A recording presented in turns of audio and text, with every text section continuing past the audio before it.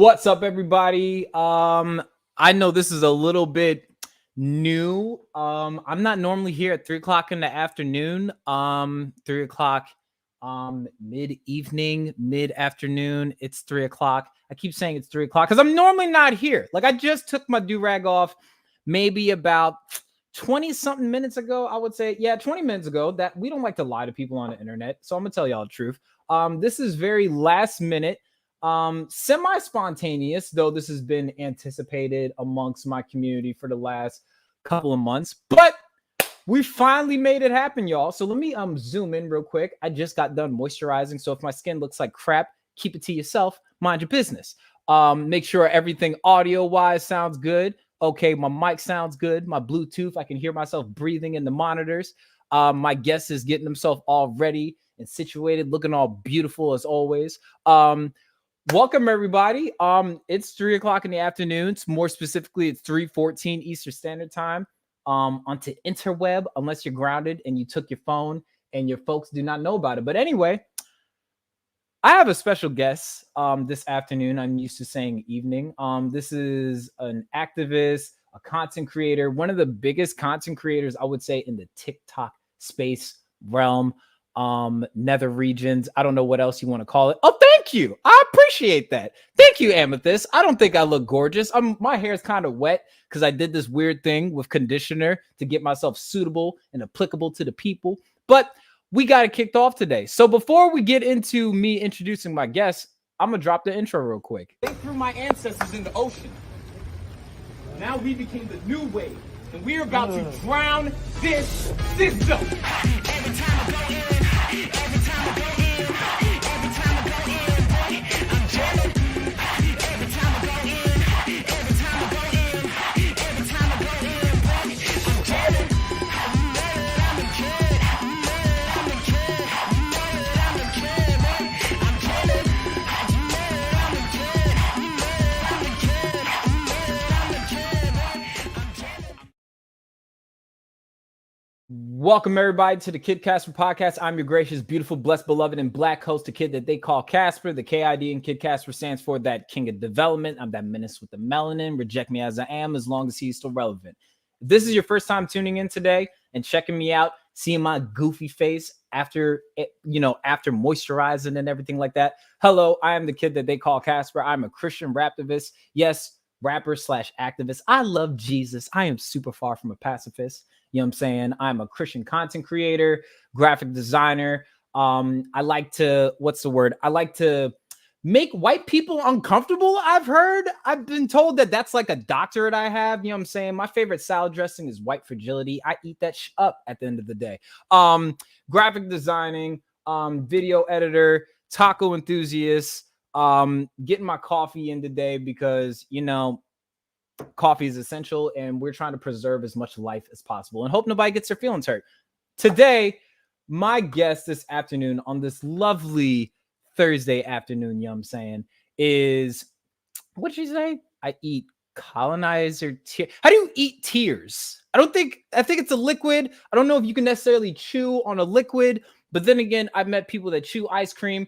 I think they're slightly demonic and they just need prayer. I don't know. My guest this afternoon, this pre-evening, is somebody I've been looking forward to engaging and having a dialogue with for probably since I've, started season 2 of my podcast. This is a content creator. This is an activist, somebody who I don't know. I would describe as somebody that is actively trying to dismantle and abolish white supremacy in all of its fruits, rip up every root in every way, shape, or form. And we got him today for y'all. It's a treat. This should be a fruitful conversation. I don't know. I'm curious to what he does to his hair and what conditioner he uses. That's completely besides the point. He might tell me because I think we're best friends now. I don't know. Anyway, my guest this afternoon is, I cannot pronounce. I'm going to need you to tell me your last name, but y'all may know him as Modern Warrior. How are you doing today, sir? I am doing well. Thank you so much for having me. My last name is Tsosie, so the TS is like tsunami, so Lance Tsosie. And yeah, my social media handles is Modern Warrior. So thank you so much for having me. Of course, of course. I'm happy you. I probably should have asked that behind the scenes, but I don't know how often I may call you Lance today. I might call you Modern Warrior, but you know what? I'm gonna talk to you like as if you are a person. I like to humanize content creators. It's cool to get to know the content, but it's even better to know the creator and the personhood behind it. So we're just gonna call you Lance today. That's cool. Lance Tsosie. That's that we're gonna get it popping. So my first question to you, not exactly, was more so like an introduction, is if you could tell us in a very brief sentiment, tell us a little bit about yourself. Who is Lance Tsosie, modern warrior, in other words? Yes. So Lance Tsosie is a indigenous person from the Navajo Nation, where I was born and raised. And I moved to Colorado when I was just about to enter my teenage years, and struggled a lot. This was my first time like actually being in spaces that were predominantly white, and I immediately understood some of the social and power dynamics that were at play. And I knew that they didn't benefit me. So at a very young age, I was very conscious of like all of that. I just didn't have the language or the terminology to support me in these and like deconstructing these concepts. And so I, excelled academically, I excelled athletically, found myself in Denver, where I attended the University of Denver and pursued a degree in political science and international studies. And so it was in college when, I really began to interrogate these concepts of like power, privilege, and oppression, and really did my best to, build coalition and alliances with not only indigenous peoples, but like other folks who come from disinvested communities. And yeah, that's where I interrogated a lot of these things. And that's where I began to develop my language around these systems. And it was there when I really began to like play with the idea of, being a modern warrior. So a modern warrior is someone who can continue the battles that our ancestors had, but in a way that is that can preserve our life in some way, shape, or form, but take place in courthouses, academic spaces like lecture halls, classrooms, seats at the table when it comes down to being on boards of nonprofits or leaders in certain areas and professions. So it's like a modern person pursuing social justice and addressing white supremacy in all its shapes and sizes. So that is like where I began to understand like what a modern warrior is, and I wanted to continue my ancestors' battles in a new arena, so to speak. So yeah, I really engaged politically and socially in a lot of movements, and here I am. And so like I did a lot of work on myself to better interrogate systems of oppression and to ensure that the coalitions I develop and build stay intact. Gotcha. That's one that's got to be kind of exhausting, and by kind of exhausting, I know that has to be it has to be immensely toll taking if we're talking about not only navigating in these spaces but also being able to nurture. We have this thing within the Black community we call like Blackness, but like being able to nurture yourself as an indigenous person, being able to sustain some sense of like I'll say like mental stability, mental and emotional stability in these spaces while you're navigating these spaces, all while making sure that your personhood is being taken care of. Also while trying to, I don't know how to describe it, like making sure that you don't take these spaces with you, because it's very easy when you're in these like white spaces, as you spoke of, where some of these white spaces can end up clinging onto you as you're navigating through everyday life. I get that for sure. Yeah. So in academia, it's called the omnipresence of whiteness. And so it's like spaces that were built by white folks for white people, and people of color who navigate those spaces just feel that pressure and that presence on us. And yeah, it's really difficult to find spaces where you can shake it off and be your authentic self. And those are the spaces I tend to gravitate towards. And I do my best to block out some things. I will admit, though, there are moments when it overfills and kind of like stews in my day and makes things a little difficult for myself. But I have tools in my toolbox and resources that I didn't have in the past to ensure that my mental state and emotional well-being are prioritized. So it definitely takes a toll, but it's necessary to take care of ourselves for sure. All righty. And my next intent, and you've had time, so you can't butt out of this question yet. So my next intense question out of the ones I've had prepared today is, if you had to pick a favorite Disney princess, what Disney princess would that be today, sir? I would have to say it's I forget her name, but Penelope from Wreck-It Ralph. She's the that candy game crush driver. She's a super dope and really funny. So I like her a lot. Got it. I think that's probably the first time we've had that answer. We've had people say like unconventional stuff like Megan Fox from Transformers. I'm like, she's not a Disney princess. It's a little off basis. I think you failed as a human being. But all right, Penelope from Ralph. That's a different one for sure, for sure. And you had some time, and if you hopefully you're not too much cooler than me and you're able to come up with an answer for this. But if you had to pick a starter 6 Pokemon set, what starter 6 would they be? Oh snap! Squirtle, Charmander, Pikachu, Bulbasaur, Diglett, and Gyarados. Gyarados. All right. So you're completely, so we're above the whole like flailing fish, not able to just, the only move that we know is like be pathetic and splash, which is Magikarp. Got it. That makes a lot of sense. But okay, cool. I like both those answers. I'm happy that you're one of the few guests that have been able to actually come up with an answer for the longest, because a lot of people like, I don't know, man. I haven't done Pokemon so long. I'm like, be a child for a second. Engage me a little bit. But yes, Exactly. apparently he passed the vibe. He passed the vibe test for sure, for sure. But yeah, what is it? What'd you say? How come I can answer that now in my PJs and unprepared, but on the show I was like, I don't know. I mean, like maybe because you suck, Amethyst. I don't know what else to say. That may be a possibility. I'm not sure. But yeah, so I talked to you a little bit before we got started and backstage and everything like that. And one of the things that I wanted to talk about was, kind of removing the wall, the anonymity wall when it comes to these content creators, because I like humanizing people that not only put themselves in these spaces as activists, as content creators. So I know you told us a little brief I would say like a 30-second pitch, an elevator pitch to who Lance Tsosie. Did I enunciate your last name right, sir? Okay, cool, gotcha.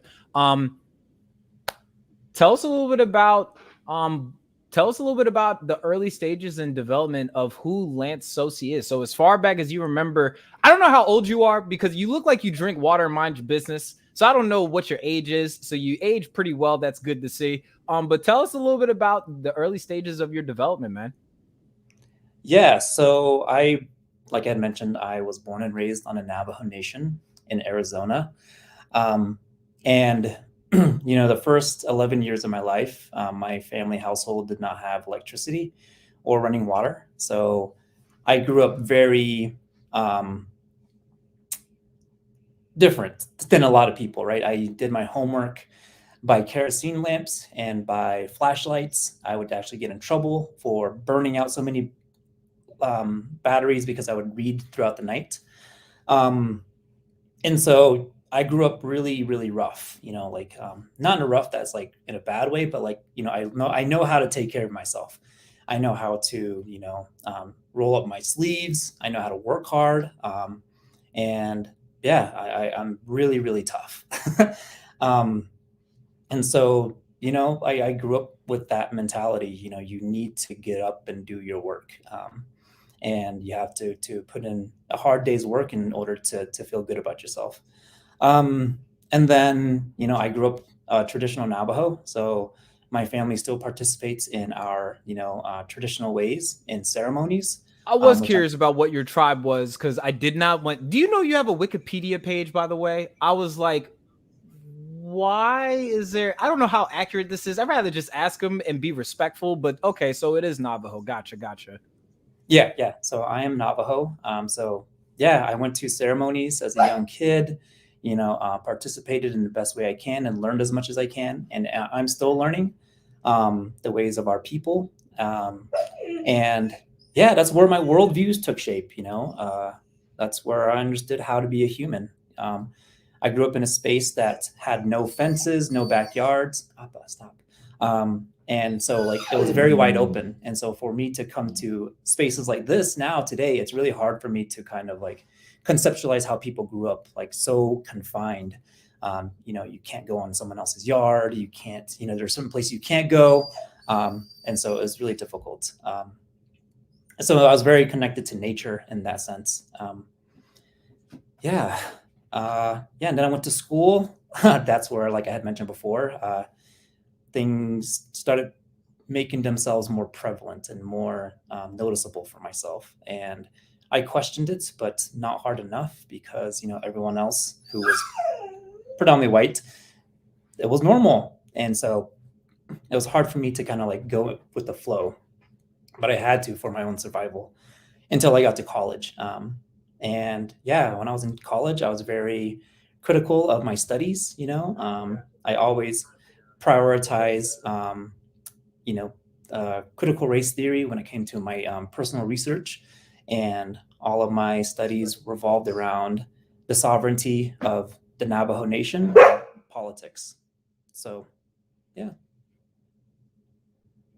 Alrighty. So one thing that I am about when we're talking about navigating because you're probably one of the few people I've established some sense of intimacy as far as indigenous creators go. And I always ask this question when I'm dealing with people from my community when I asked them, when did you find out you were Black, or the gravity of what that meant? For yourself, when was it? What was it for you? You were like, okay, I'm indigenous, and knowing what that means. Oh, weird echo. I'm indigenous and getting to understand the gravity, what that means. What was that for you? Was it a moment, conversation, or an event that let you know I'm indigenous, and then knowing what that comes with and how that may have shaped your development, I would say? That's a really good question. I wouldn't say like I didn't know I was indigenous, right? Like it was uh sorry about that. The puppy is loud. Let me let him out really quick. Oh, take your time. Take your time. Okay. Okay. There's an echo. Maybe it's our live. But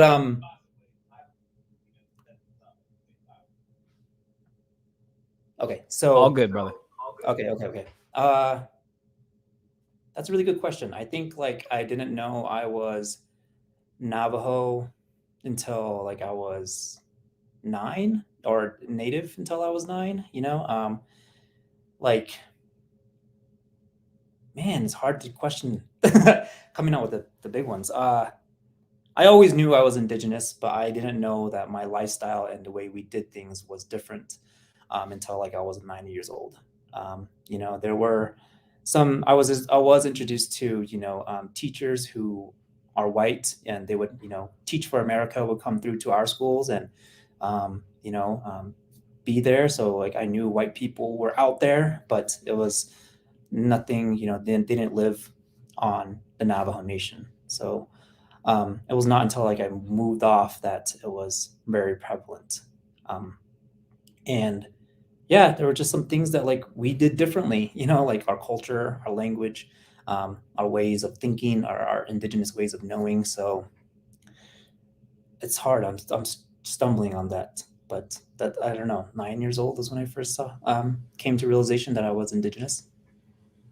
Okay. And the reason I was asking that question is because, like, for me being, a Black man in the society, knowing what that means in a white world, knowing that as early as the age of, I think it was 5 for me, I found out who Emmett Till was and the significance of who Emmett Till was, the historical context behind it, knowing that I at one point had to stop being a child. I guess like the thing that I'm more so trying to understand is, when did America first break your heart being in this white world, essentially? I don't know if that makes the question a little bit more clear for context purposes. Yeah. So most of the um, portrayals of indigenous people that I remember seeing as a young person was on like in movies. And what was really, really hard for me to like see and watch was our, you know, depictions of ourselves being like murdered and massacred by, you know, soldiers, you know, and just people. So that was like when I really began to like see like how the world saw us, and I knew that it was problematic. And you know, as a young kid, you know, it's hard to be like, how can I navigate this world to ensure that people don't see me as like the enemy? um, and it was hard. Yeah. It's not something that was great to come to realization to. And even today, it's very rare to see positive depictions of Native Americans in modern day contexts, let alone in future ones. So, you know, we're still fighting stereotypes where we are either the noble savage, um, depicted like in, you know, Dances with Wolves, or like the drunken Indian. So those are the two binaries that people in America see us in. And like I'm in the middle trying to bring forward this concept of our modern world is our modern indigenous people are here to exist, and we are smart, we are capable, and we're not going to we're not going to take your shit anymore. And people are losing their minds about that. So Yeah, I can only. It's funny that, like, and you may be able to relate to this in some capacity, is when we're trying to exist in this society, much like I always say, the Black experience is not a monolithic experience. It's not allowing whiteness to define us, you know what I'm saying, to become more applicable or pleasing to whiteness.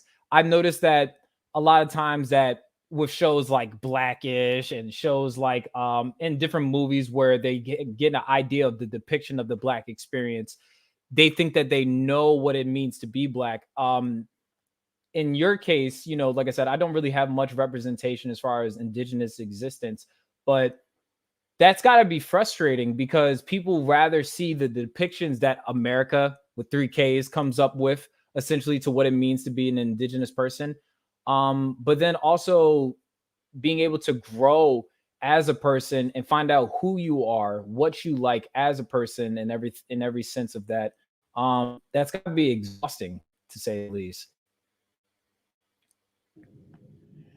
Yeah, there's a really strong, there's a big heavy weight to carry when it comes down Lance to. is like the first person I've ever gone live with. I apologize.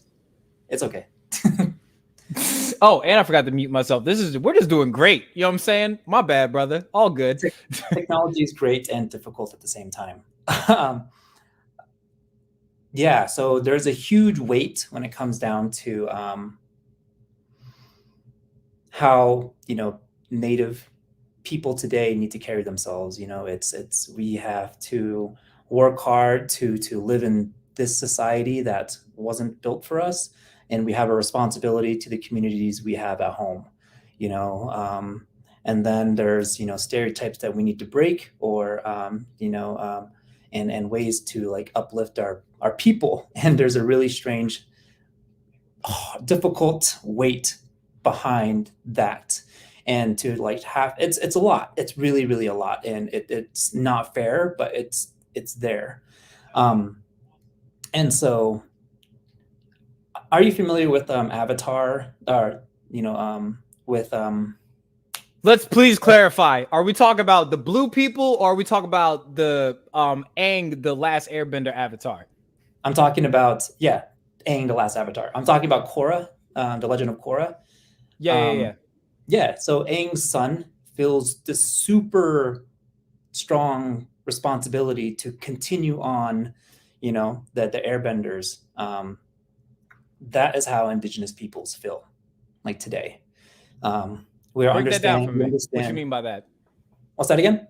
Break that down for me. You said like that, you drew the metaphor in saying that the Last Airbender, how like Aang's son tried to keep the customs, I guess, of like the airbenders in which you touch base on. And you said that indigenous people feel that way. Break that down for me. What you mean by that? Yeah, so we are very aware of the settler colonial ideologies that are set in place and currently are moving to ensure our erasure. We understand the theories behind blood quantum. We understand the realities and legal concepts of like sovereignty and nation building.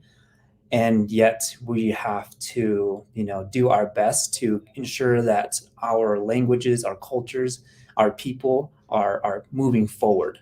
And so there's a lot of really strange responsibility that we feel as Native people to ensure that our people continue. There are only 6.5 million Native Americans in the United States. There's 574 federally recognized tribes in the United States, and there are 250 non-federally recognized tribes. And so there's a lot of legalities revolving around our identity. Our identity is political as well as social and racial. So like, there are only 3 things in this country that are categorized by blood, and that is dogs, horses, and Native Americans. So our identity is like not within our control, and it sucks to have to navigate this settler colonial state while trying to hold on to our indigenous ways of knowing, while also battling that settler colonial state. That's got to be it's got to be a sense of brokenness that comes out of that. It's I don't know how to describe it. So like I feel like in a lot of ways, like I can relate to that because with I would say like the Black experience, we only know what we're told. And then the information that we are told, it's kind of like how much can we trust this information? And then on top of that, being able to take pride in something that we're always I don't know how to describe it. It's like it's that looking for a home, trying to show pride in a home that you may not recognize because of the fact that a lot of our history has been robbed and taken from us. I don't know if you can relate to that at all by chance. Yeah, definitely can relate to that. There's a huge chasm in our timeline that I believe you could probably relate to this, that shouldn't have happened. And that is settler colonialism. There was um, it was something that just disrupted our ways of life and our people and everything. And it's really sad to think that, a lot of people who should be here today are not. Um, and there's a lot of languages that should be here today and they're not. There's a lot of customs, traditions, just ways of being that should be here, but they're not. And it's really hard for us to show our white colleagues, our white allies, our white folks that this is a really sad thing that we're still experiencing today. And for hundreds, thousands of people who don't understand that, they feel it's okay to joke about genocide. They feel it's okay to joke about, just like to be blatantly racist. To me and other content creators who are indigenous, it's tough. And like all of that happened because settler colonialism. They brought racism. They brought, all the isms. We had matriarchal and matrilineal societies here. They brought the patriarchy. They brought capitalism. They brought racism, colorism, sexism, transphobia, homophobia. They brought all that here.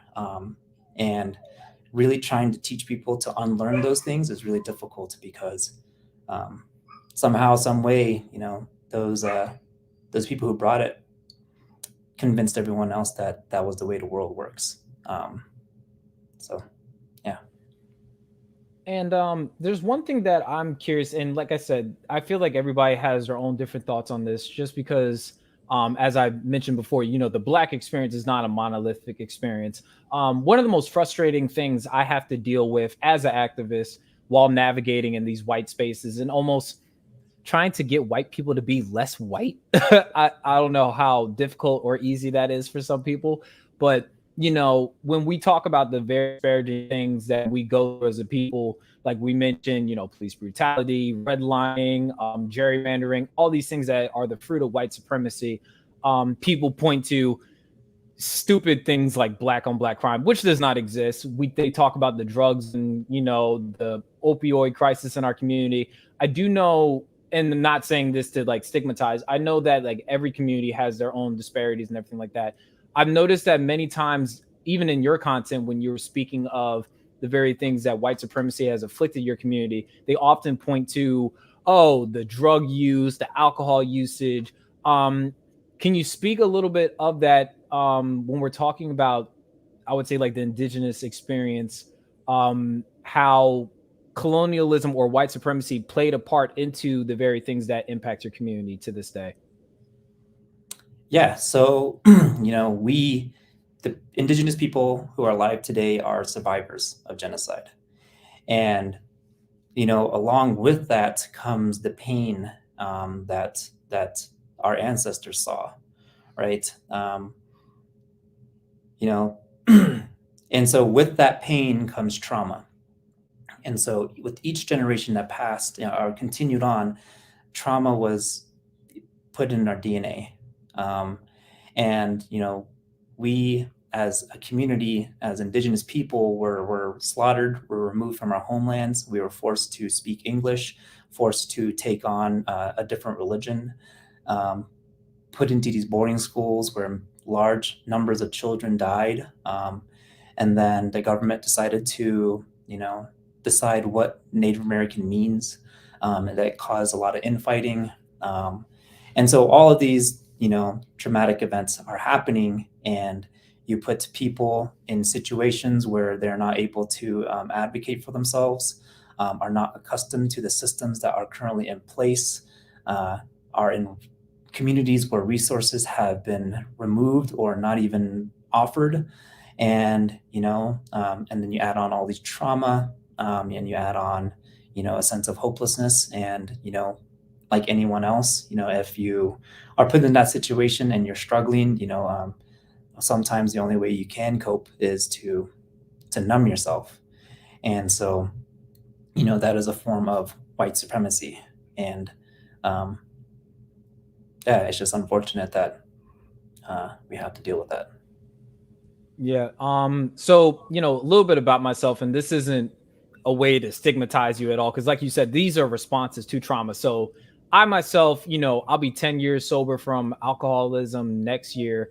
And, I've come to realize like how much white supremacy and just even navigating in these white spaces, like, it's a scientific fact that, when dealing with microaggression and when dealing with whiteness, it actually has an impact on us as black and indigenous people of color, has an impact of us on a cellular level, where we have heart attacks as early as like 4 years old, where white people deal with it as like early as like 70 and stuff like that. So it's it's one thing to point at very afflictions that we have to deal with as a people, but if we don't deal with or address where the affliction came from, or better yet, I like to say, you guys are talking about the scars on my body, but you're not addressing where the arrows came from. I don't know if that makes any sense. I think, like, to an extent, like, people don't understand that trauma can be passed genetically. People don't understand that there are, individuals around a table who make decisions that impact millions of people. And because, like, to them, those systems are normal.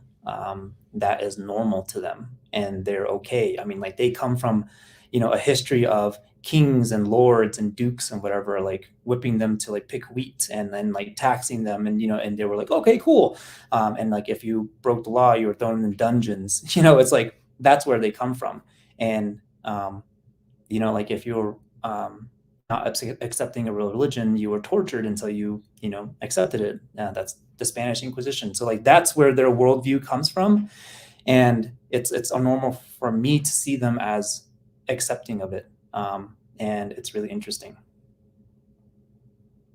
So I am curious to talk to you about this, because for those that don't know, me and Lance don't really know each other all that well. We pretty much met. I would say that this is the most talking that we've done in our existence as people.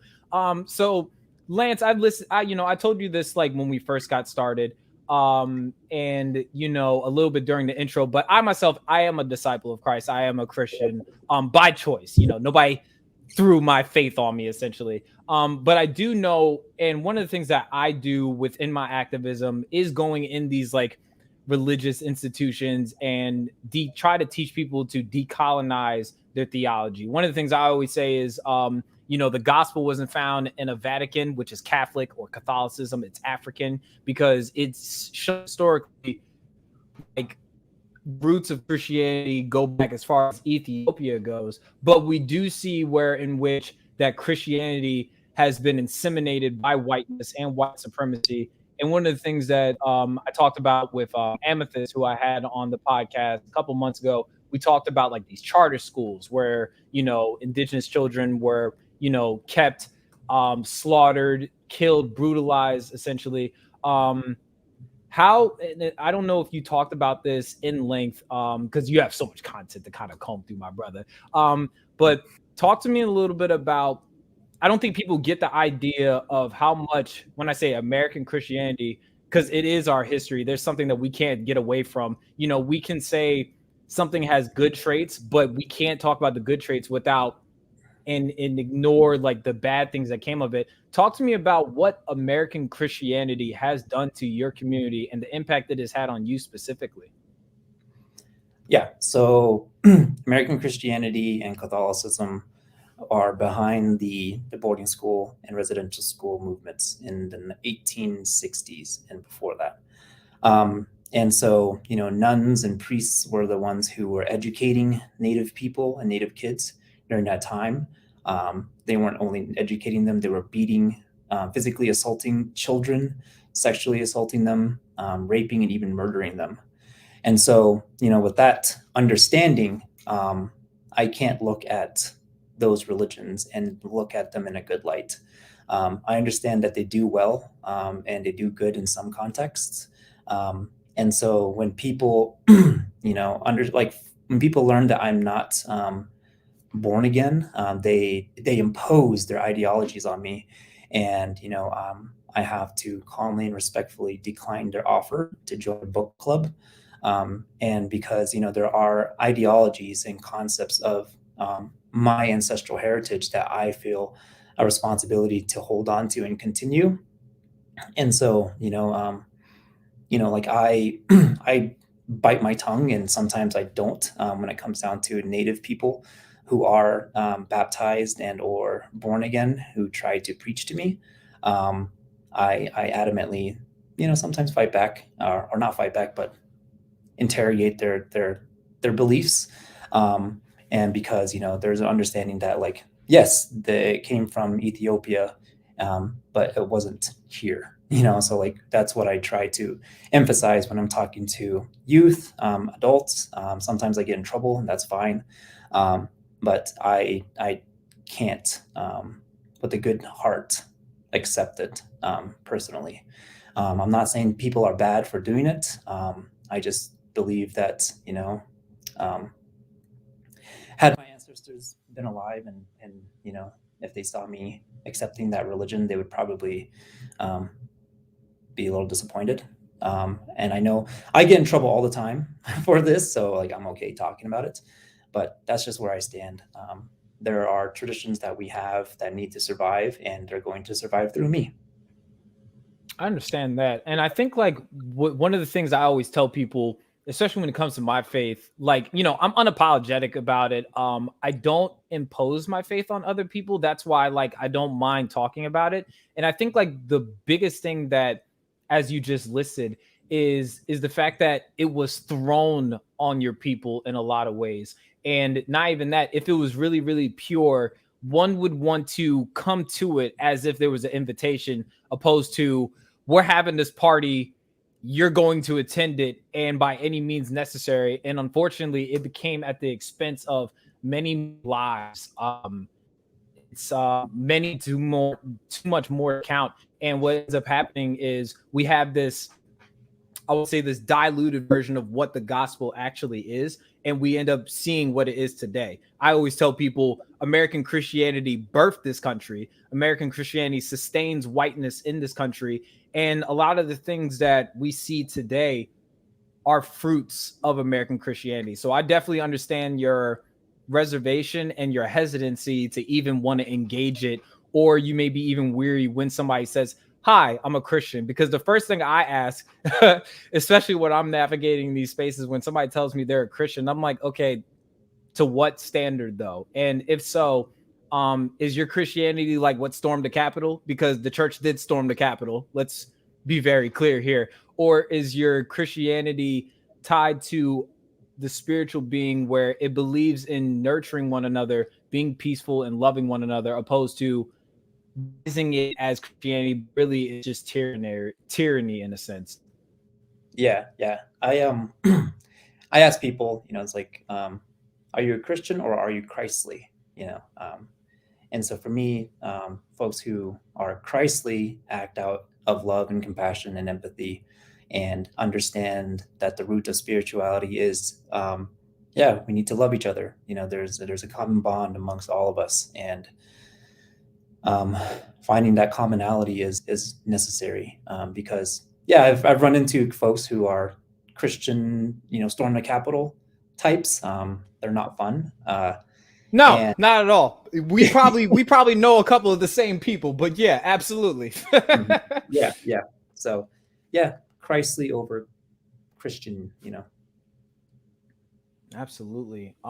So one of the things that I I think this will be good, and I think this will be fruitful for some people, is, you know, us being men in our, because we talked about the patriarchy in a sense, and we talked about how it's easy for us as men while navigating these spaces.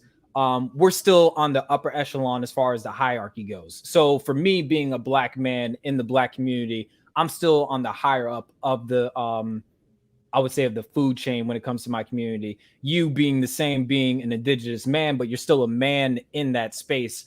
What's something that you do to or how, or better yet, the better question is, what is the importance and significance of prioritizing and plugging in, amplifying indigenous women in your community? Because a priority for me in my space is to amplify black women, because, you know, as Malcolm X says, they are the most unprotected, brutalized being on earth. And that can be, you know, that could just mean just simply because of the black community. But what's something that you do to prioritize and amplify indigenous women in your community? Yeah, so I do my best to, you know, be a good son to my mother, and, you know, ensure that her safety and her well-being is prioritized in my life. You know, I have a sister, and I do my best to ensure that she's also safe and taken care of. And you know, it's really difficult to have to live in a world where a lot of our indigenous women are also brutalized and they go missing and murdered. And so, you know, I do my best to at least advocate for, you know, the families who are suffering and who are experiencing these traumas, because no one should have to deal with that. Because, you know, Native women are the highest, are murdered more often than any other race or ethnicity. And it's just really scary. It's a really scary phenomenon that we are currently experiencing that no one is talking about. And so, yeah, I do my best, like in public spaces, to ensure that I step aside for indigenous women if they want to engage in a conversation with community members. I do my best to ensure that, like, my maleness or my male identity does not take up too much space. And, you know, I just try my best to be a good ally. I'll prioritize and use my privilege as a man to ensure that women feel safe in my presence, and feel respected. And, you know, I also, as a man, and do my best to lead by example for other young men. You know, to prioritize, you know, kindness over niceness when it comes down to interacting with the opposite sex. Because, you know, I feel today that, like, niceness is used as a way of manipulation as opposed to being true-heartedly kind. So I do my best to address toxic masculinity in spaces where, you know, young men are present, and, you know, yeah, try to challenge these concepts of toxic masculinity. Yeah, it's do you know Chance the Rapper by chance? I don't know if you listen to hip hop. Do you listen to hip hop? Yes, no. Not really, but I know who he is. Oh Yes. man. Okay. Well, all right. Now I decided I don't really like you as much as I used to. Chance the Rapper has this bar on his one of his songs. It's called I Might Need Security. One of the lyrics he has is, I'm not no nice guy, I'm just the good guy. The bad guy should really stay on my good side. So when you said that you teach them more so about kindness opposed to niceness, because sometimes to do the necessary things, especially doing this work, you have to sacrifice being nice and to be assertive. Many people may look at it as aggressive, but in some cases, especially for us being you know, from marginalized communities, it's very easy for somebody to take our niceness for weakness in which somebody can abuse and take advantage of us. So I definitely understand you on that part. Mm-hmm. Yeah, yeah. Sorry, there's something going on my TikTok. I don't know if it's frozen. Oh, I mean, like if you heard the T-Pain filter and the auto tuning on my end, it was going pretty wild. So that might be it. I'm not sure. But yeah. Oh, we got a question over here. I have a question for Lance if there is time. I'm an indigenous woman who is targeted by MAGA Mike for standing up for you, and I lost my platform for that and got threatened from. So I don't know who MAGA Mike is. Who's MAGA Mike? There was a question that somebody just dropped in the comment section. They said they reached out and ask Lance for I don't know, but oh yeah, and somebody said your TikTok is frozen. But talking about this MAGA Mike thing, and it's kind of funny because it ties into like my next question is what is the I guess like the best way to ask this question is what are the risks that people don't see when they see like the work that you do? Because, you know, you're very polarizing in a lot of ways. You challenge people, which is good and it's fruitful that comes out of that. But I don't think people get the effects that come with it. They see the cause, they see the reason why you're fighting this fight, but then they don't see, for instance, with stuff like this, where one could be targeted. Can you speak a little bit to what it means to be an activist in this space, especially with the influence and numbers you have, all that comes with that? Yeah, so I get, I don't know how many death threats daily, either through my comment section or people literally just stitching and duetting me. And sometimes I just get lost in all of that. You know, I do my best to ensure that none of the folks who follow and support me see any of that, because, you know, that's me. I understood what I put out there, and I understand where how it can be received, and you know, I feel strong enough to stand up against it. And yeah, like that's the stuff that no one sees. That's, you know, my inbox and my notifications are just disgusting, and I can't see everything. There's a I think the term that people call this, they call this survivor's guilt. Is there a piece of you that feels like though you have all this influence, you have to be reminded in many instances that you are human at the end of the day? Does it become discouraging at some point when it comes to dealing with a lot of this stuff because you wish you could do so much, but you're only able to do what you can do? Can you speak on, like, I guess, like I said, the things that people don't see? Like, yes, we see the wit, we see the humor that comes with Hey Colonizer, we see the coffee cups and everything, but we don't get to see, for instance, the effects and the toll it has on you. Does it feel like, or I guess this is more of a personable question to you, do you feel like you are doing enough, and what's something that you wish that you could do more as an activist while navigating in these spaces? I feel like I'm not doing enough. And I'm reminded of that from people from my own community. Um, and it's hard to navigate that, you know, because I am a full-time student. I have dreams, I have goals. Like I want to do something outside of TikTok and social media. And, you know, I wish I could do everything, but I can't. You know, I'm just a person. I'm just a 31-year-old person trying to go to school and you Hold know. the hell up. I was taking a hit when you said that. 31? Say Yeah, that again. I'm 31 years old. See, I'm going to tell everybody once again, this is what happens when you drink water and mind your business. You don't age. Continue, sir. Continue, Thank you. beautiful man. Go ahead. Go ahead. My birthday's on Monday, so I'll be 32. But yeah, you know, like I do my best to, like, you know, I'm in therapy. I have a psychiatrist. I go to the gym, you know, like I try my best to take care of myself. And you know, it's hard. It's really hard. You know, I got like a brand new security system because I got so many death threats. Like, I've contemplated buying a firearm. You know, like it's getting wild. And so it's just a lot. It's really a lot. You know, like there's so many people I want to respond to, but there's just too many that I can't. You know, like think about that. You know, there's a lot of people who are just blatantly racist towards me and indigenous people that, like, I can't pick them. I can't pick the right video. And it's just too much. Yeah, so it does take its toll. And being told that, like, I should be doing this is really hard, you know, because I'm really trying. And I think that that's the thing that people don't see when we talk about like this work. Like, people see the finished product, for instance, and I know you could speak to this as well, is like say if you do go to like a protest, people see like, oh, the speeches and they see the display, the numbers that people come out, but people don't get to see.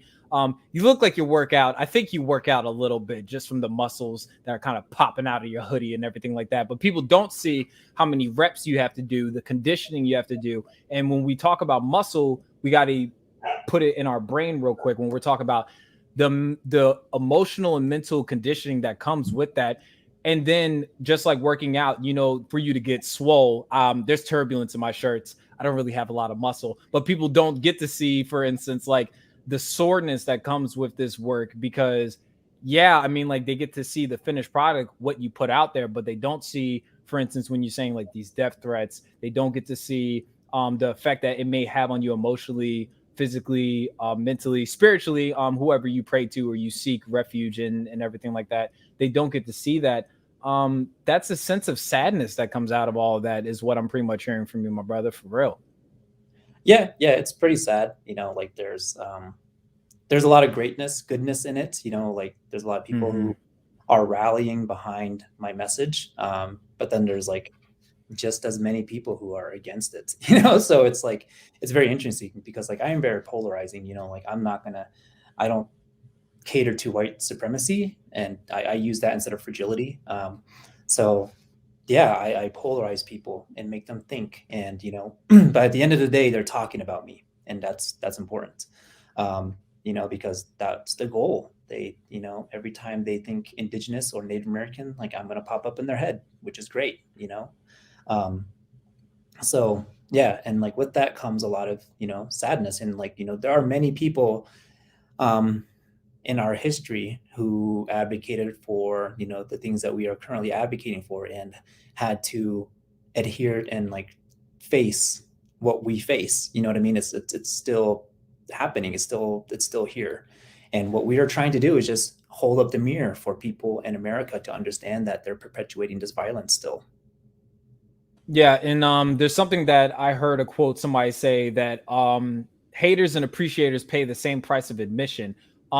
People don't see that. Like, yeah, you just said you hit 2 million on TikTok, but how many people that can you? I mean, like, and this is a question I have for you, my brother. Is you have 2 million people that follow you just on TikTok? I think you're like just under 100 or you may be at 100K on Instagram, but do you have that sense of community of people? I say there's a difference between people in your circle and people in your corner. Do you have those people that can help you lick your wounds and help you nurture yourself while you're taking care of yourself and collecting these battle wounds, these battle scars, doing this work? Yes, I will shout out my moderators. They are absolutely amazing. They do their absolute best to ensure that I'm doing okay. And you know, they are super spies and like navigate TikTok with multiple accounts to ensure that people who are trying to do damage are, you know, kept under a microscope. Um, so I will shout out to them. They make me feel safe. And then, of course, I do have folks who I was able to connect with over TikTok and over social media who do the work as similar to me. And we have built a pretty solid coalition. We are always, you know, in touch with each other to ensure that we know and who to keep an eye on when it comes down to, you know, really strange content creators or profiles. And yeah, they provided me some insight on how to better, you know, take care of myself or through the internet. And so, yeah, I feel like there are plenty of people in my circle and in my corner to make me feel solid. And yeah, I feel safe. That's good. I mean, like, I think that's important because it's very easy while we're doing this work that I don't know how to describe it. There's a lot of people, and you may get this analogy. There's a lot of people that guise themselves as Fred Hamptons, but there's a lot of wild bills that could be in our camp as well, where we need to not only take inventory of the people we have in our lives and just not just look at the numbers, but get to understand why they're here in these spaces with us. So that's good. I'm happy to hear that. So you're 30, 31, and you say your birthday's on Monday? Yeah. Yeah. Oh my goodness. And somebody, we'll talk about that afterwards. You might have to do a master class on what your skincare routine. I don't know. Somebody asked what your skincare routine. I don't know if we have time for that because it looks like it's costly. I don't know. But so one thing that I was curious about, and this is something that is near and dear to my heart when we're talking about the things that happen and afflict your community. So one of the things I do as far as activism goes is I work alongside this organization, this movement called the End It Movement, trying to put an end to human trafficking and sex slavery. People don't get how normalized that this stuff is still happening to this day. And I know, for instance, like within the indigenous community, when women go missing, it seems as if it's because it's not talked about enough, it's not as important. And I think that is one of the most heartbreaking things that comes with this work, is because it's not, or better yet, we just saw recently, I think it was this white girl that went missing. The planet like stopped. When I say the planet stopped, meaning everything was halted, everything came to a complete pause. But with what I've seen with the work I do, if it's somebody that looks like me that goes missing, when it's somebody from your community, an indigenous person, especially indigenous woman that goes missing, it's not as prioritized. The commercial backing that comes with it is just not there. Can you speak on what that mean, like not so much what that means, but like I would say like the gravity and how serious that people need to take this issue when we're talking about these indigenous women that do end up going missing? Yeah, you're right. You know, when that young woman, I don't even know her name, went missing, everything stopped. And it was really interesting to see that take place. You know, everyone was doing their own research. People were like actually out and about trying to solve it, you know. But when it comes down to like missing and murdered indigenous women, you know, people are really afraid to address it because I believe they'll understand the impacts that capitalism and so like settler colonialism actually has on, like, on our people today. So, you know, not only are, you know, is that like like a intricate epidemic, but it also is intertwined with corporations and pipelines being built in Canada as well as the United States. So along the pipelines construction, there are these things called man camps where um, hundreds of men from all over the country come and move to that space and live in that little camp and are building the pipeline. And so most of the time um, they are sorry, hold on. They are also perpetuating sex trafficking and like, you know, drug addiction. They're also, you know, continuing on these epidemics that are disproportionately affecting indigenous communities.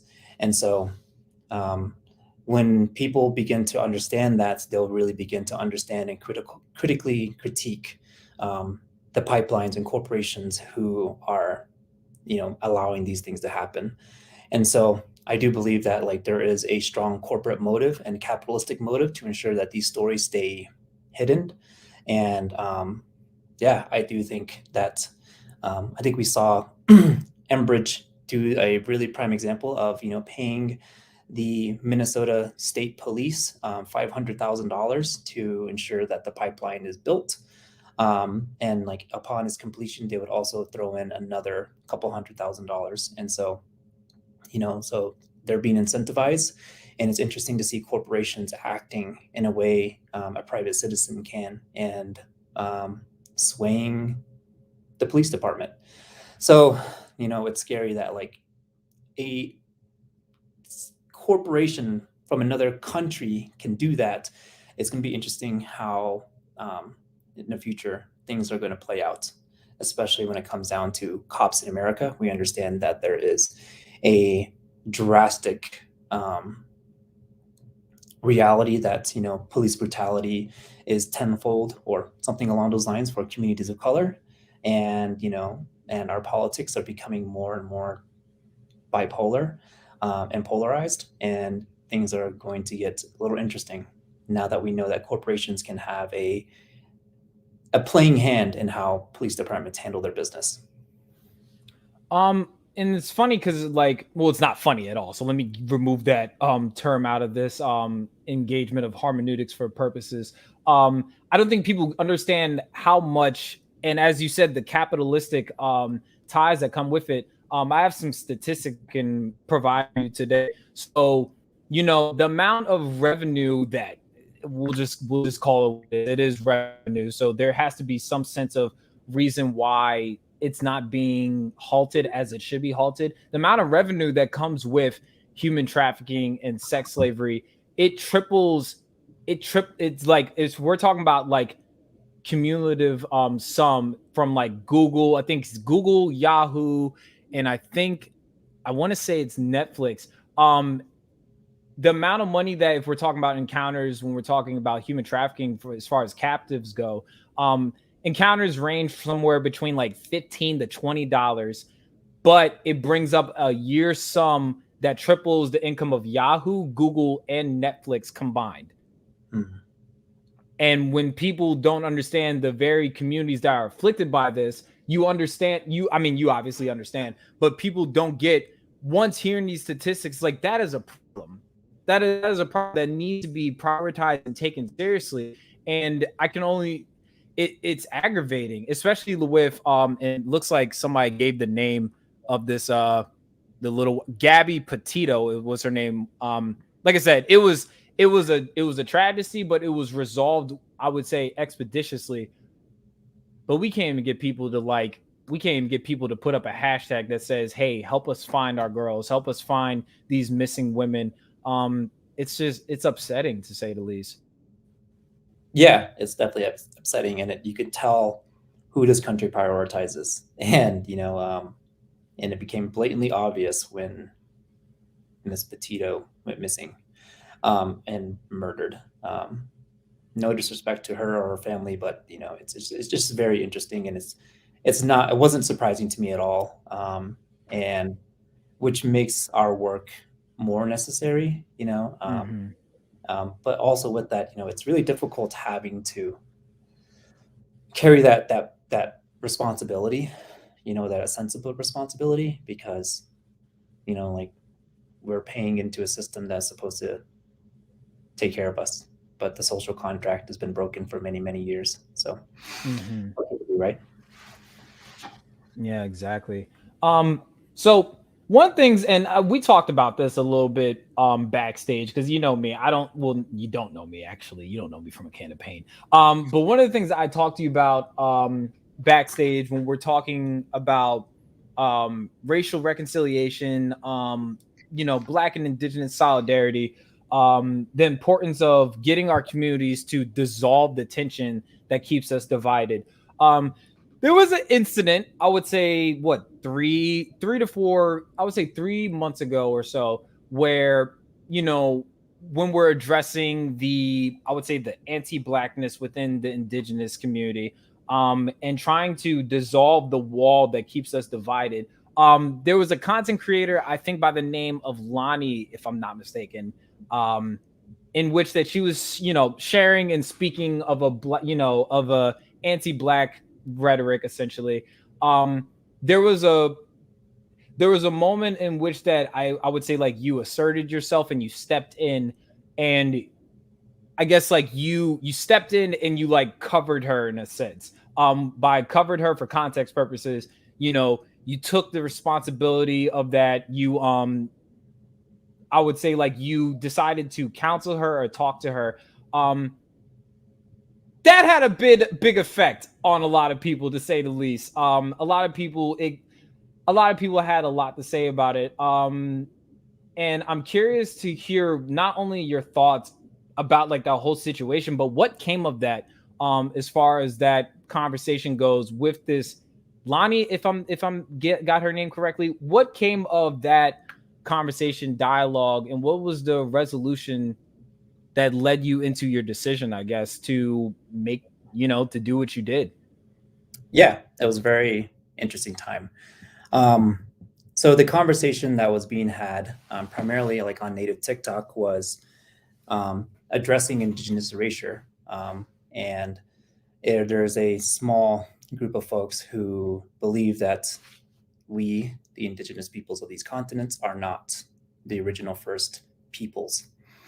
And so there was a lot of content creators trying to address this issue, and no matter how it played out, the conversation would turn sour. And so I was asked to come forward with some content and try to correct the course of the conversation. And in the middle of this, Lonnie reached out and asked for my support. I just was like, okay, let's talk about this, and got a understanding from her perspective, and then went and continued to do my own research, provided some context as like where this theory began, and through some educational resources, dismantled it completely. And then at the last 10 words that I said, just pushed my message aside and focused on the impact of what that message was. And I had to correct course because I was not aware of her anti-Black content and a lot of the problematic things she was saying on her platform. And so I did my best just to talk about the theory and address it in a way that was backed up by archaeological, linguistic, and historical context and literature. Gotcha. I think like the thing that we'll just say that got people, the reaction that got out of it was essentially like you took responsibility and you accepted her apology. We'll call it apology for context purposes. And we'll just say on the Black community's behalf. And then that in itself caused a lot of, well, it was a reaction, to say the least. It was a reaction in which people were like, well, how can you accept an apology on behalf of a community you can't necessarily speak for? How can you take responsibility for somebody else's actions? You already can't do that. And I think like the gravity of the situation was Modern Warrior is so big. And whether you realize this or not, you move the needle and control the temperature and climate with your words, depending on what space and who you have divinity and influence with. Can you talk about the importance of not only knowing the words and knowing the gravity in which you say, but how, to quote Spider-Man real quick, with great power comes great responsibility, where you need to almost be more attentive to what you're saying, especially doing this work, given your influence, because the impact it could have on people, to say the least. Yeah. So when it comes down to it, there's a book called The Pedagogy of the Oppressed, which is a really great read. But it implies that within our current society and within our current settler colonialistic society, no matter what we do as communities from disinvested backgrounds, whiteness will always be the one in the center of the room, despite not being there, and allowing that just completely distorts our message and our ways of like understanding how to remove ourselves from being oppressed. And so my work after that learning lesson was to ensure that white supremacy was the target that I focus on, and not utilize my platform in a way that prioritizes one community over another, and or compares our traumas from one community to another. And so since then, my priority has been focusing and targeting and dismantling white supremacy. Gotcha. What are things that you have done to, I guess, not so much to like come back from that situation? I'll say combat, not come back from that situation. What are things that you have done as far as steps to not only ensure, because it's very easy to do this work when stepping out for your people, and I'm speaking from my own experience, it's very easy when doing this work, when stepping out for your people, you might step on a toe here or there, or you might step out and end up stepping in front of, like, for instance, with us being men, it's very easy to step in front of a woman when we really should be amplifying and lifting their voice up. What are things that you have done, and what I would say like tactics and insight could you offer to people that are doing this work, especially like when we're just talking about, or better yet, to speak to your community? What are things that you can offer when we're trying to dissolve this wall, this tension that keeps the Black community, the indigenous community, what are things that you can do, or what are things that you have done that can be helpful to people to try to dismantle the wall and have us come together to attack the same enemy, which is white supremacy? Yeah. So, there are arguments that I've heard on both sides that pit our communities one against each other. And you have to do a really critical analysis of how these arguments are being posed, because, the goal of white supremacy is to ensure that we stay divided and we stay, um, you know, I hate, the concept of divide and conquer is based in white supremacy. And so that is the root. And so if we really want to address white supremacy, we need to really address and critically analyze how these arguments are proposed in both our communities to ensure that, we address the issue, So like when there is a problem between two people, the problem isn't the other person. Like the goal isn't to attack the other person, is to attack the issue that is brought up.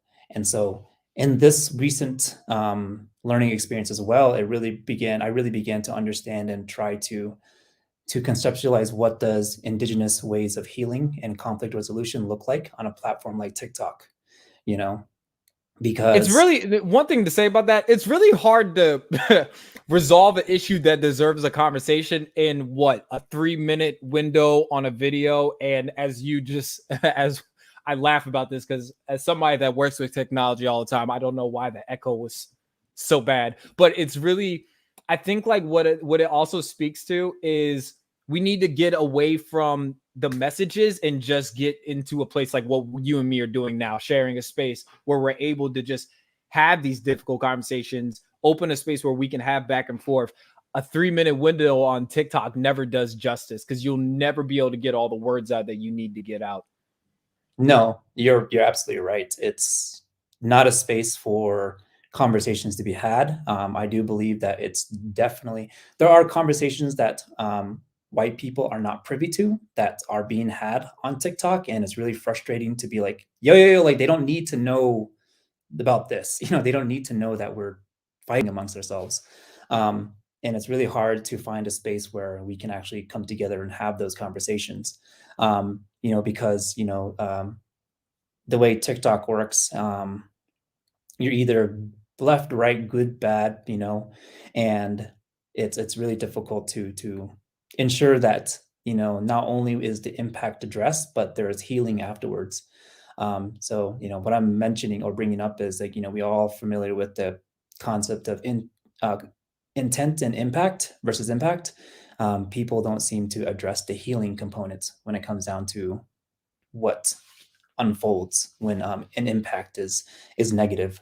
And so we're not given a space to grow. We're given a space to only say what we have to say within 3 minutes and hope that it holds up in the next couple of years, because it seems like no one here is able to hold themselves accountable for what they say, or we're not giving each other the opportunity to grow. And so it makes things a lot more difficult. And it's interesting too, because, like I was held accountable or I was, accused of being anti-Black when I just, stood up for a woman in my community. And so it's like, how does that work? Like I've never said anything anti-Black. I've never thought of anything anti-Black. And to be accused of that was very interesting. I think like what it is, and like not to absolve you from anything because I don't believe in beating people over the head. My handle is Mr. Lee with Love. Going back to my biblical significance and the guidance I go through, 1 Corinthians 16:14, to do everything in love and let everything you do be done in love. I think what it is, especially as as Black and indigenous people in the society, like this country was birthed on anti-Blackness. It was birthed on the genocide of the indigenous people. So I think like what ends up happening is like sometimes we can have, and even for myself, we can have anti-Blackness within us. That's one. And then two, it's very easy to have some fruits of white supremacy that if we don't check ourselves almost daily or encounter, it's very easy to assimilate to said whiteness, which we can be doing it, like you just said, we can be doing it unintentionally, but the impact can still be the same. So I can definitely see the frustration with it. I think like the only thing that will kind of define us as a people is, not only because and I don't know if you can relate to this. I'm one of those people, I don't want to hear sorry. That doesn't do anything for me. But responsibility is always something that I can take from that, because I can work with responsibility. I can work with, hey, I did this. I own this. Wasn't my intent. This was the impact. Just like when you shoot a gun into the air, you don't have a target in mind, but wherever that bullet landed, it landed. I think the one thing that we can do as a people when we're navigating in these spaces is just always just be cognizant of like what's happening before and after the fact. Meaning like, I feel like we're going to step on each other's toes. Yes, we don't mean to do that intentionally. But I think as we, there's something that I mentioned on my podcast earlier this week is not always wanting to be right, but wanting to be reconciled at the end of the day, not keeping score, not trying to always be the one to be like, hey, I was wronged. I'm not in the wrong, but just say, hey, my bad. I stepped on your foot right there. How can I help you fix your foot?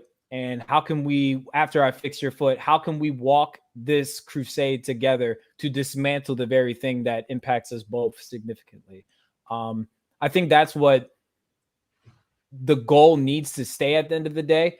I just think sometimes we might get caught up in the hurdles, I would say, which I was sitting there, observing, because I usually try to give too much commentary about things I see on TikTok, because I don't argue with people that aren't paying me. I'm just not going to do it. But I think stepping away from TikTok, when I say stepping away from TikTok, stepping away from these little instant messages and just saying, hey, brother, I think we should talk.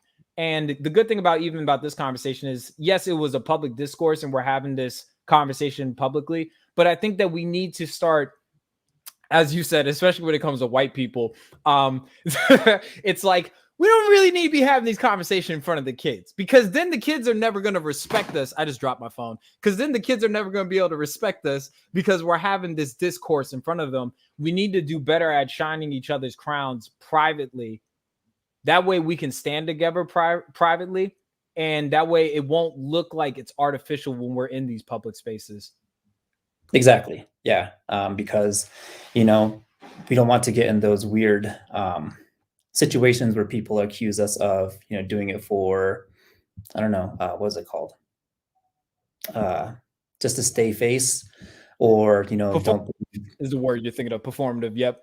Yeah. It's performative, because, the narrative is not within our control when other people literally control it. And so, yeah, these conversations are definitely really beneficial, and really wonderful ways of, ensuring that our community stays strong. Shit, like our ancestors did that, and there are ways of healing and ways of understanding one another that I feel are lost but can be found. And, historically speaking, Black Indigenous people have always been aligning each other, aligning with one another, through the civil rights movement, the Black Panthers, we had the American Indian movement. And so it's, they were both infiltrated by the FBI and, treated accordingly. So yeah, there's ways of being together, and, people are afraid of that strength, which is why they continue to drop these really strange talking points to ensure that we keep fighting amongst ourselves. And so we just got to be really smart and understand where these concepts and these points come from, and really try to read between the lines, because it's like every talking point has a goal, and we need to understand what that goal is, because we don't want to either fuel our division. We want to find ways to heal. Yeah, and I think and I gotta take it to my faith real quick. There's something that the Bible says is if you're faithful in the little things, then I know you'll be faithful in the big things. I think if we can properly handle these tiffs, these fights, this infighting, if we can properly address these little things, then we can tackle the big things. And I think as long as we try not to, or better yet, let's just give it a try. Let's be like Nike and just do it. If we make an intentional effort in capitalizing off of these kind of insignificant things, then we'll be able to tackle the significant things with much better preparation and conditioning. I got to take it back to conditioning because you look like you work out. So I think that that's a way that you could definitely get that for sure. Absolutely. Mm-hmm. Well, I know we're riding up closer on time on for you getting out of here. So will you, brother Lance, brother Tsosie? Yes, I'm enunciating your last name correct. Okay, cool. Would you mind partaking in me the quick hitters that I have on? I usually ask like these questions to my guests. You know, these like opinion based. Okay, so you might be able to get one wrong. If you do, I might need to block you forever. I'm not sure. Okay. But they're pretty much opinion based questions where it's just like either or. Yes or no to certain questions. Where I ask you, oh, do you like Skittles or Starburst? You would say, I don't know, Skittles. You would say Starburst. I don't know. Do you have time to engage with me a little bit on these questions, sir? Yeah. All righty. All right. So this one will definitely let me know if we're going to be able to stay friends after this. Flats or drums when we're talking about chicken? Drums. Okay. You made me very nervous because you hesitated for a second. Yeah. Look, man, people out here, there's some sociopaths out here that prefer flats, but that's besides the point. If you know anything about their catalogs, Kanye or Pharrell? Next question. Seriously? Sorry. Yeah, wow. yeah. I'm a metalhead. Disappointed. Highly disappointed. That's okay. Hopefully you know something about these catalogs. Michael Jackson or Prince? Musically, Jackson. Okay. All right. If we weren't talking musically, Prince. All righty. All righty. Seems cool. All righty. Gotcha. Solange or her? Solange. Interesting. I've gotten her mostly out of these this question, but that's all right. That's cool. That's cool. Pringles or Doritos? Pringles. See, I appreciate that because Pringles doesn't sell air. You know what I'm saying? They kind of just give you everything that the package comes with. Yes, and the stack, you could do the duck lips, all that from the 90s. You know what I'm saying? You're not that much older than me, so you know what I'm talking about. Absolutely. Right. If you could have 5 people at a dinner table to have dinner with, what 5 people would they be, dead or alive? Tecumseh, AOC, of course, Bernie Sanders. Who else? I think Malcolm X. And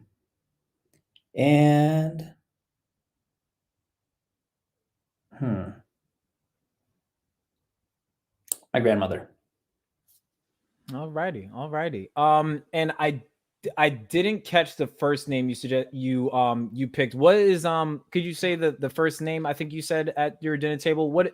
Who are they and like their significance to you? For those that may not know, like myself, because really I don't care if anybody else showed up. This is for you and me at the end of the day as far as sharing the space. But who was the first person you picked as far as your guest goes? Tecumseh. He was an indigenous leader. I forget which tribe, which I'm really bad. I'm sorry. But he was moving forward with an effort to band together with all tribes, north and south, to stop colonization. He was putting together a giant army to combat the settlers, and he wasn't successful. Gotcha. All right. And my last question, and your answer, you have to make this somehow happen. If you would like to see somebody on the Kid Casper podcast. And you know what? You gotta give me 3 because you made me wait, sir. I know you said I was being patient. You gotta give me 3. If you had to pick 3 people you would like to see on the Kid Casper podcast to have a dialogue with your friendly neighborhood Negro Kid Casper, who would that be? But your answers has to be people you can help get on here, essentially. Okay. Aunt Karen is one. You can give me Aunt Karen. I think so. Yeah. All right, T. Tsosie. And I would say consciously. Consciously. All righty. And you now, mind you, because I'm gonna hold you to it. You can get all 3 of the names you suggested on here. I could message them and bug them. Yes. Oh, gotcha. Yes, bug them and do that with great persistency. Yes, I would appreciate that, my good brother. Thank you, Lance. Tsosie, correct? I'm gonna keep trying to practice that just in case. Well, this will not be the last time we speak to each other, but thank you, brother, for accepting my invitation and sharing the space with me. This was good. I've learned so much about you. Like I said, I want to remove the anonymity cloak that comes with content creators, especially as activists. But thank you for accepting my invitation and sharing the space with me. What is Well, I said that was my last question, but this is important too. What can we expect from Modern Warrior as far as like next things that you would like to push and spotlight? Is there anything that you're working on? Are there specific causes that you would like people to pay attention to? If so, please name them and tell us at this time. Yeah, nothing specific yet, but I am going to start putting projects together and campaigning to ensure actually making people move and act and not just speak and type. So I'm going to be prioritizing like action item steps to ensure, to address certain things like legislation, prioritize organizations, things along those lines to ensure that people can act and feel good about their actions. Gotcha. And somebody texted me because they're curious you suggested a couple of them. What's a book you would recommend for anybody that's looking to decolonize or looking to get into this work? What's a book that you would recommend for people to read? He's grabbing the bookshelf. So there is The Indigenous People's History of the United States.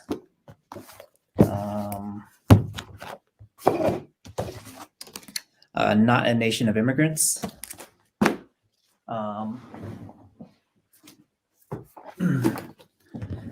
And God is Red. This one's worn down because I keep reading it.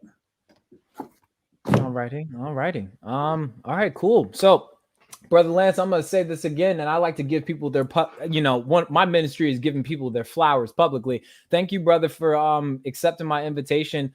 You are welcome back here anytime. I know you're super busy. I'm already speaking into existence that you will be teaching a class. You won't be just attending these classes, but you will be teaching a class at some point.